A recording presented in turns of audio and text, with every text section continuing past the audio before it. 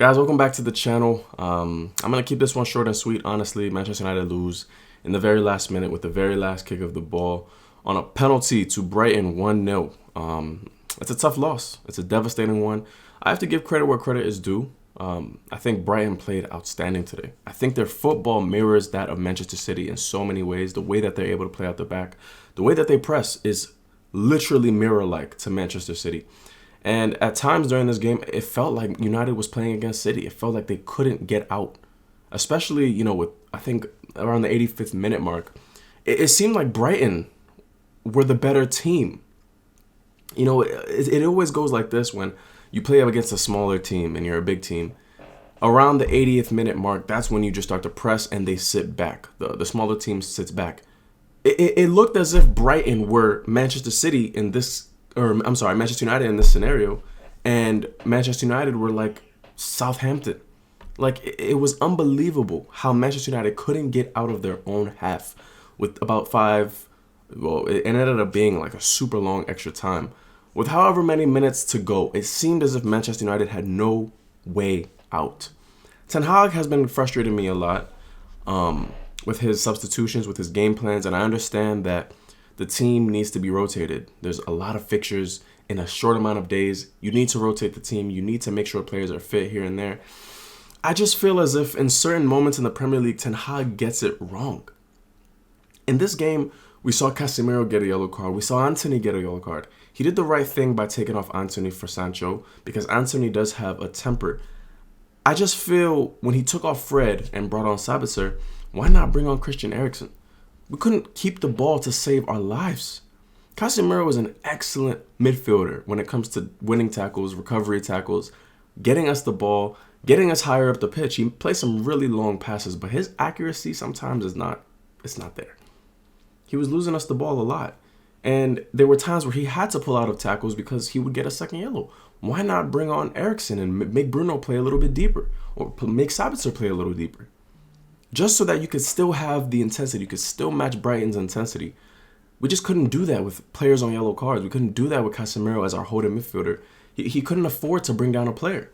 So it kind of handicapped us in that way. Like I said, Brighton played some amazing football. Like, I would never take it away from them. They played some really good stuff today. Caicedo is easily one of the best young midfielders in the world. It's crazy to say that because you think of Jude Bellingham, you think of Camavinga, you think of Tchouameni. All are probably going to play for Real Madrid, by the way. But look at Caicedo in the Premier League, his tackle percentage, his successful tackle rate, the amount of balls he wins back, the amount of times that he's just in the right position. Today, he started the game at right back and absolutely dominated. Caicedo is brilliant, and Ciso as well is another crafty young player. Mitoma is obviously a threat.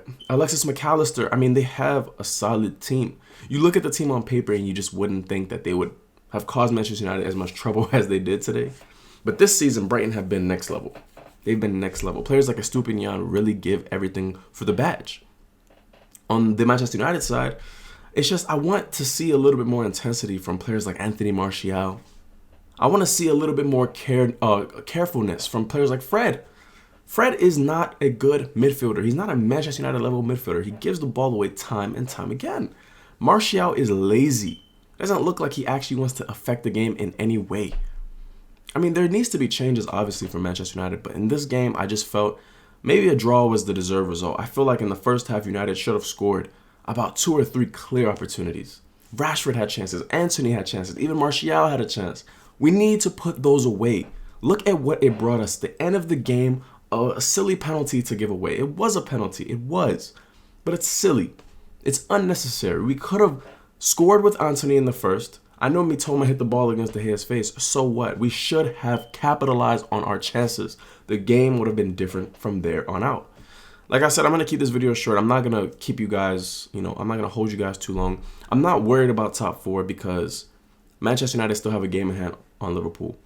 I just don't want the qualification aspects of top 4. We need to get the 3rd spot. Our run-in, I feel like, is a little bit easier than Newcastle's, but with the way Manchester United are just so in and out of form, who knows? Who really knows? Let me know what you guys think. If you're a Manchester United fan, if you're a Brighton fan and you come across this video, let me know what you think. Obviously, you're going to disagree and say that Brighton should have won the game. Whatever. let's be real. There were chances in the first that United should have taken. There were chances in this game that Brighton should have taken. I think a draw would have been the fair result. Either way, thank you guys so much for watching this video. I hope you enjoyed it. Please give me a thumbs up if you liked it. Subscribe, comment, share, all of that. My energy's a little bit low, and that's what Manchester United does to me sometimes. But it's okay. I'll catch you guys on the next video. Peace.